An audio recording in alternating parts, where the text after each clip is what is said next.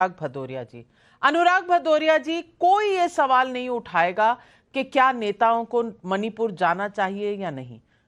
मैं जानती हूं कि सबको जाना चाहिए, वहां की सिचुएशन जो है संवेदनशील है और कोई मतलब इस देश के जितने लोग मणिपुर के साथ खड़े हैं उतने भी कम हैं। हम सबको मणिपुर में जल्दी से जल्दी नॉर्मल हालात हों, ना सिर्फ इसके लिए दुआ मांगनी चाहिए, हमें मणिपुर के हर एक रहने वाले हर एक निवासी के साथ खड़ा होना चाहिए। इसमें कहीं कोई दो राय नहीं है, लेकिन सिर्फ पॉलिटिक्स नहीं हो रही।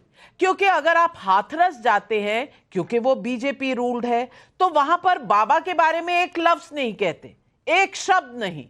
मणिपुर चले जाते हैं, आप तमिलनाडु नहीं जाते, आप संदेश खाली नहीं जाते, आप गुजरात जाते हैं तो कहते हैं कि भाई अयोध्या हमने जीत ली, अयोध्या बहुत अच्छे से जीत ली। लेकिन जैसे अयोध्या जीती है वैसे ही हिंदू मुद्दों पर हम क्या करेंगे। पहले राहुल गांधी का आपको बयान सुनवाती हूं, फिर सवाल पूछो। बीजेपी की जो पूरी मूवमेंट थी, राम मंदिर की, अयोध्या की मूवमेंट थी, सही बात, शुरुआत अडवाणी जी ने की थी, रथ यात्रा हुई थी। जो मूवमेंट अडवाणी जी ने चालू की थी, उस मूवमेंट को जिसका सेंटर अयोध्या था, उस मूवमेंट को इंडिया गठबंधन ने अयोध्या में हरा दिया है। मूवमेंट ही हार गया। पूरा जो राम की रथ यात्रा हुई थी, जो राम मंदिर के लिए पूरा यहाँ एक पूरी तरीके से बीजेपी ने लड़ाई लड़ी थी, वो राम मंदिर बना। लेकिन राहुल गांधी कहते हैं हमने एक अयोध्या जीत ली। हाँ, आपने अयोध्या जीती है, लेकिन सब खत्म, सब कुछ राहुल जीत गए। हर सरकार, गुजरात में भी सरकार, सेंटर में भी सरकार, मणिपुर में प्रॉब्लम, लेकिन तमिलनाडु और संदेश खाली नहीं दिखता। मैं पूछना चाहती हूं अनुराग भदौरिया जी, जरूर विपक्ष को सवाल पूछने चाहिए सत्ता पक्ष से, प्रधानमंत्री से, बीजेपी से, लेकिन इतना सिलेक्टिविज्म कैसे चलेगा।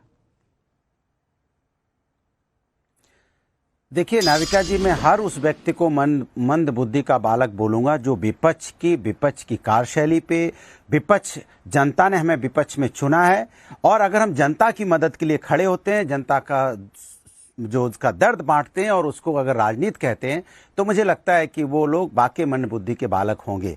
ये राजनीति, अगर इसको आप कहते हो कि हम किसी के सुख दुख में जाके खड़े हो जाएं, आज हथरस में अगर जाके हम खड़े आपको रोक रही हूं, मैं दोबारा आपको पूरे 60 सेकंड दूंगी। मैं इतना कहना चाहती हूँ और मैं रजिस्टर करना चाहती हूँ, मंद बुद्धि एक स्पेशल चाइल्ड होता है जिसको किसी न किसी कारण सृष्टि ने उतना सक्षम नहीं बनाया होता, लेकिन उनके बाकी जो सेंसेस हैं वो बहुत चलते हैं। कम से कम इस फ्रेज को पॉलिटिकल सेंस में अगर आप ना इस्तेमाल करें, और मैं सभी अपने पैनलिस्ट से मैं उन्हें हाथ जोड़कर रिक्वेस्ट करती हूं कि इसे हल्के तरीके से मत इस्तेमाल करिए, क्योंकि किसी ना किसी माँ का आप दिल दुखाएंगे, किसी बच्चे का दिल दुखाएंगे।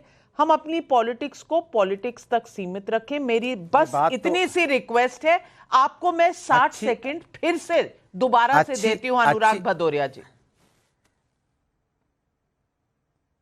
अच्छी बात है। ये राय अगर आपने पहले रख दी होती तो मैं आपको जरूर धन्यवाद बोलता। आपने पहले रखी नहीं। जब विपक्ष बोलने लगता है तो आपको बहुत कुछ याद आ जाता है। चलिए कोई बात नहीं, विपक्ष के साथ तो अन्याय होना ही है। इस देश के अंदर में कमाल की बात हो गई है, भारतीय जनता पार्टी की सत्ता जहां पे है वो अपना सत्ता धर्म नहीं निभाती है, तो हम उसको याद दिलाते हैं कि आपका सत्ता धर्म क्या है, क्योंकि हम विपक्ष का धर्म निभा रहे हैं। हम कह रहे हैं कि जिस तरह की घटना हाथरस में हुई है, अन्याय हुआ है और ये जिम्मेदारी सरकार की होती है, प्रशासन की होती है। आप उस जिम्मेदारी से नहीं भाग सकते। 120 लोग हमारे अपने खोए हैं इस देश के।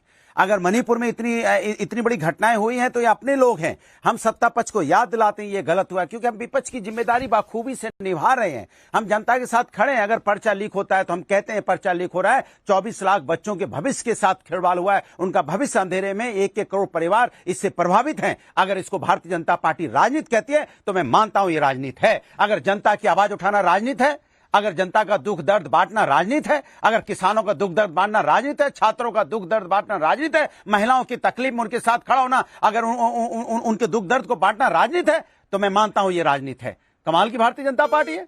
आप सत्ता में उनके साथ खड़े भी नहीं होगे, आप छात्रों के साथ खड़े नहीं होते, छात्र तकलीफ में, आप शिक्षकों के साथ नहीं खड़े होते जब वो तकलीफ में होते हैं, आप मणिपुर के वहां बेटियां तकलीफ में आप खड़े नहीं होते, पहलवान बेटियां तकलीफ में आप खड़े नहीं हुए, हाथरस की बच्चे वहां पे इतनी बड़ी हादसा हो गया आप खड़े नहीं होते, उन्नाव की घटना हो जाएगी आप खड़े नहीं होगे, महंगाई से यहाँ किसान कई बार आत्महत्या करता आप खड़े नहीं होगे, बेरोजगारी से युवक आत्महत्या करता आप खड़े नहीं होगे, जब महंगाई बेरोजगारी से लोग जूझते हैं आप उस पर चर्चा नहीं करोगे।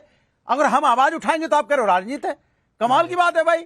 मतलब भारतीय जनता पार्टी जो कर रही है वो होने दिया जाए? नहीं होने दिया जाएगा, नहीं होने दिया जाएगा। ये राष्ट्र हमारा है, हम सबका है। अगर भारतीय जनता पार्टी इसको राजनीतिकरण करेगी, धर्म के नाम पे राजनीति करेगी, तब भी रोकेंगे। धर्म में आस्था का विषय राजनीतिक विषय नहीं है, और इसका जवाब उनको अयोध्या में मिला है, भूलो ना। और अयोध्या में नहीं मिलता रहेगा, जनता जवाब देगी, क्योंकि जनता अपने हक की बात चाहती है। आज यहाँ पे एयरपोर्ट की बात करें, अनुराग भदौरिया जी, आपने बहुत से सवाल उठाए हैं, शहजाद जवाब देंगे, लेकिन मैं आपको बता दूं, आपने जो वो कहा था ना कि मैं विपक्ष से ही पूछती हूँ, मंदबुद्धि जो वर्ड यूज किया था, मैंने शहजाद पूनावाला को भी टोका था, गलती को लेकिन आपको शायद सुनाई नहीं देता। सिलेक्टिव पॉलिटिक्स, सिलेक्टिव न्याय और सिलेक्टिव हियरिंग का जो आपको रोग है ना, उसको किसी डॉक्टर को जरूर दिखवा लीजिए। शहजाद पूनावाला, कई सवाल उठाए हैं, जवाब दीजिए। सबसे पहले नाविका जी, आपने बिल्कुल सही टोका, और ये मेरे भी तरफ से स्लिप हुआ तो मैं इसको सहजता से स्वीकारता हूं, और मैं उसके लिए माफी भी मांगता हूं।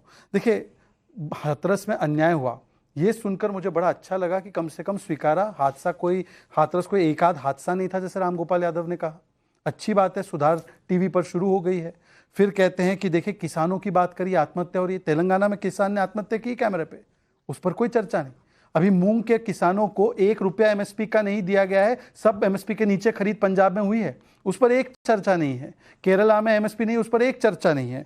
उसके बाद ये लोग कहते हैं कि हम लोग जो है महंगाई की बात करना चाहते हैं, करिए ना। कर्नाटका में पेट्रोल, डीजल, दूध, सबके दाम बढ़ा दिए गए, उस पर एक चर्चा नहीं है। और मैं आपसे पूछना चाहता हूं, अखिलेश जी गए क्या? अखिलेश जी ने कुछ बयान दिया क्या हाथरस के विषय में? चलिए, हाँ, वो तो ये कह रहे थे कि सदा सदा जयकारा रहे इस बाबा का। तो मुझे लगता है कि हाथरस के विषय पर कितने संवेदनशील है वो एक अलग विषय है, ये कितने दोहरे रवैये है। पर मैं दूसरी बात कहना चाहता हूं, मणिपुर की बड़ी चिंता है ना। विपक्ष का काम करेंगे, सत्ता की ईंट से ईंट हिला देंगे। मणिपुर की असेंबली में आज तक कोई अविश्वास प्रस्ताव लाया नहीं है कांग्रेस ने। और दूसरी और आखिरी बात, आनंद दुबे जी ने कहा नेता प्रतिपक्ष ने दिल जीत लिया। सावरकर के कमेंट से जीता था, हिंदू हिंसक है के कमेंट से जीता था, गीता गोडसे को हिंसा का श्लोक पढ़ाती है, दुबे जी इस कमेंट से जीता था। या बता दीजिए कि किस प्रकार से आज जब तमिलनाडु में 65 लोग मारे गए हैं वहां पर न जाते हुए जीता है। या यह बता दीजिए कि अयोध्या के मूवमेंट में, जिसमें शिवसेना का बहुत बड़ा रोल था, बाला साहब ठाकरे जी तो कहते थे हमने बाबरी को गिराया। अरे भाई, आनंद जी को स्क्रीन पर लाइए। आनंद जी, मैं आपसे पूछना चाहता हूं, एक फैजाबाद की लोकसभा हम हारे, अयोध्या पर हम जीते, वो विधानसभा में लीड हमारी है, परंतु पूरा राम जन्मभूमि का मूवमेंट खत्म हो गया। अयोध्या मूवमेंट खत्म हो गया क्योंकि एक बार वहां पर समाजवादी पार्टी जीत गई है। एक बार नहीं, कई बार जीती है। क्या बात कर रहे हैं नेता प्रतिपक्ष? तो आपने अपनी बात को कॉन्ट्रडिक्ट किया, तब नहीं खत्म हुआ तो आज कैसे खत्म हुआ? मान्यवर, आपने अपनी बात को कॉन्ट्रडिक्ट किया ये कहकर।